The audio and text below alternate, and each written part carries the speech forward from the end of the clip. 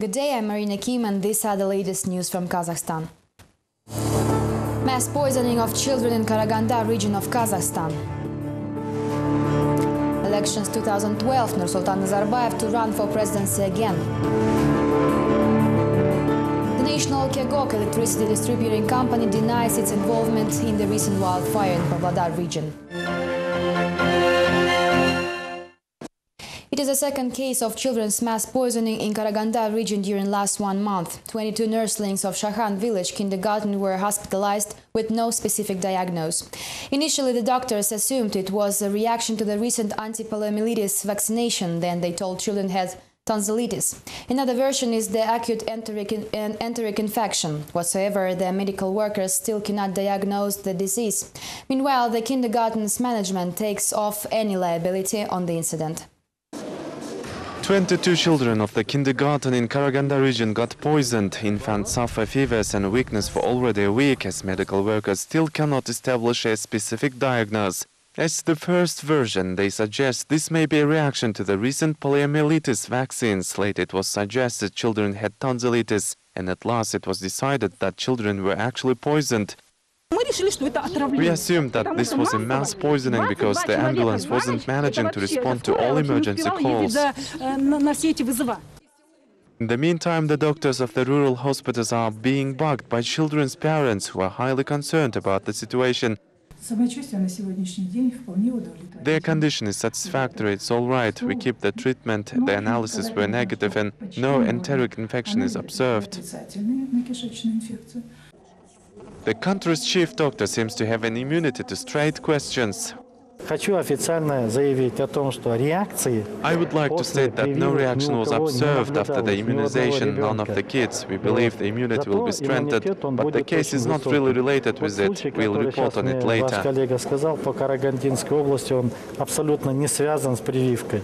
The virologists of Karaganda are studying the assays of ill children. The results will be known within 10 days. A girl was released and then she was diagnosed with poliomyelitis. In the meantime, the kindergarten is operating as usual. Although there were no quarantine introduced, the preschool is rather empty, as many parents don't seem liking to risk their children's health.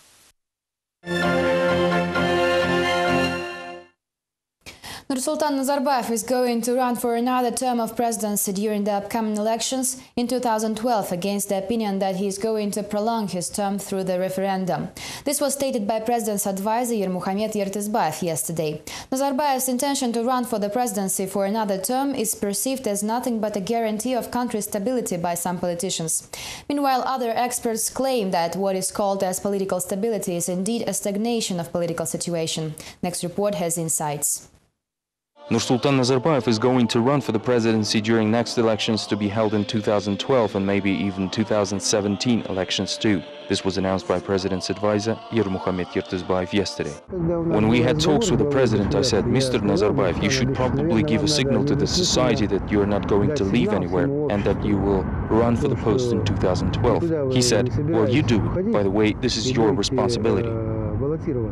According to Yertezbayev, the head of the state had shared his vision, which is not allowing him to go for retirement. Nazarbayev wants to implement a program of the innovative industrial development of Kazakhstan, which may last until 2020. By that time, President will turn 80 years old. However, it seems that age has nothing to do with the innovations. I wouldn't call certain names because such forecasts may harm those people, as traditionally President will start persecuting them. Freedom to the Motherland Front leader Hasan Koja Ahmed is sure that the presidential elections will be another fiction, as Nazarbayev, he says, will not give up the power.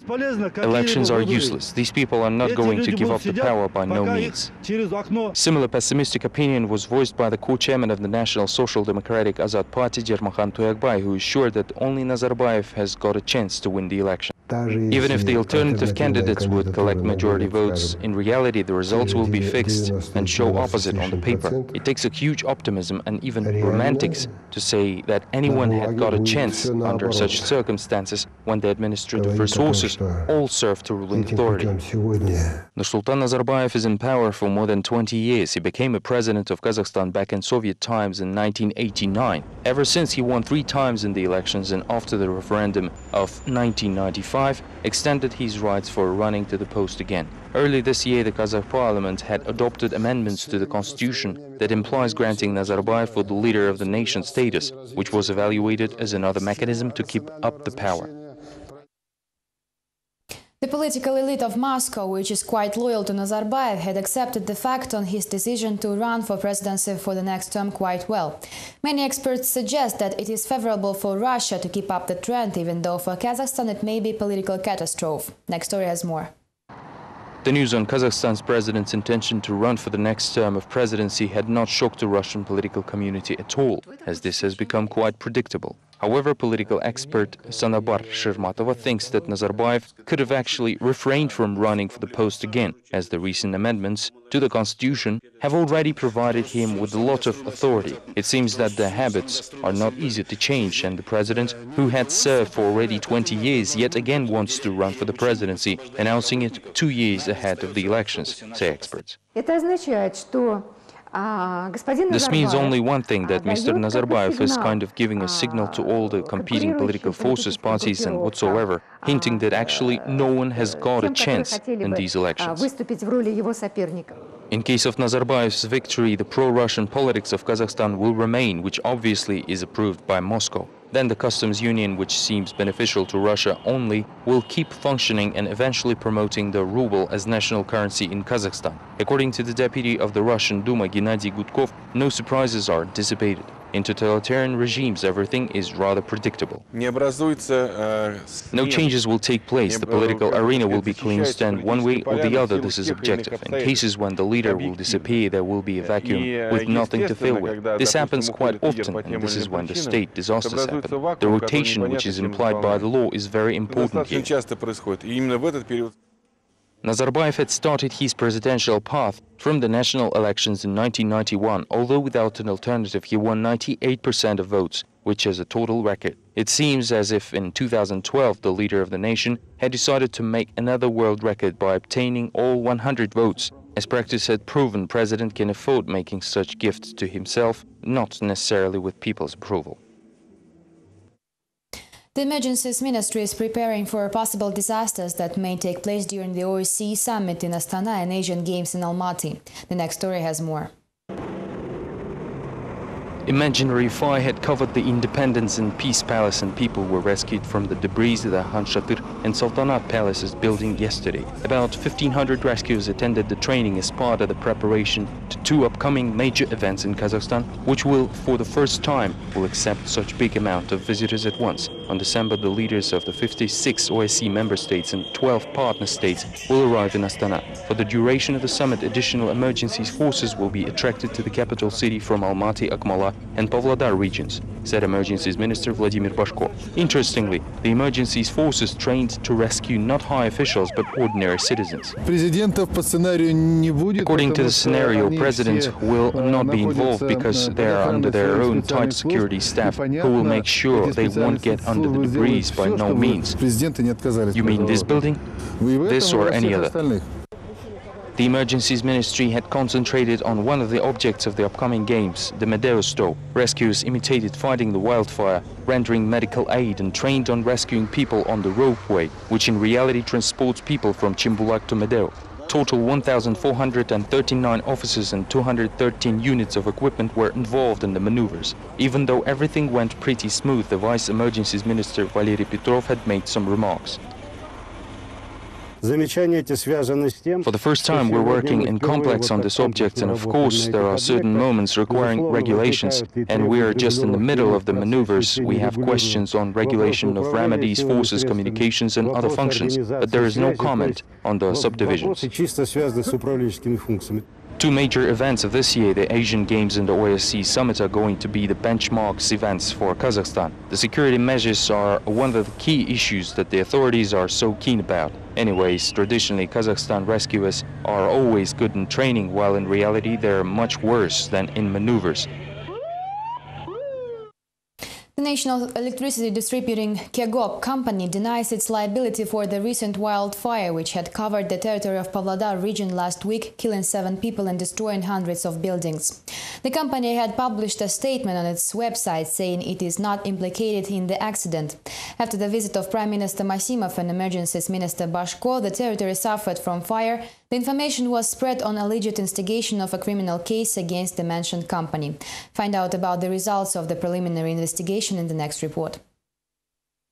A criminal case is not instigated against Kegok as per se, but it was instigated on the fact of death caused by the negligence. The investigation is underway and the causes are being studied. The employees of the reservation do not agree with such version. They claim that the wildfire in Pavlodar region was caused by the short circuit of the electrical power grids, and its own electricity supplying company is accountable for 4,000 hectares of burnt forest. Preliminary investigation was held and the epicenter of the fire was established, and so was the cause, which is the short circuit. As far as I know, these materials were transferred to the local Department of Internal Affairs and the criminal case was investigated upon the fact. Against whom? Against Kegok, the company which distributes the electricity. The National Electricity Distributing Company had conducted its own investigation and is now ready to explain the causes. According to the Emergencies Ministry, the first alert on fire was registered at 11:25 Astana time, while the emergency relay for power off had worked on 11:28 am. The company management had its own version that versus the claims of rangers. According to our specialists, the claims of the rangers are groundless because when observing the Sherbaktinsk district, it was established that the fire started on the ground, since the tree stems located nearby the power grids were burned down from the bottom. Consequently, fire started on the ground first. The Emergencies Minister, who has initially been supportive of the Ertis Ormani reservation, now takes a reserved position. I believe the criminal case was instigated upon the fact of fire and the investigation currently is underway. We'll see.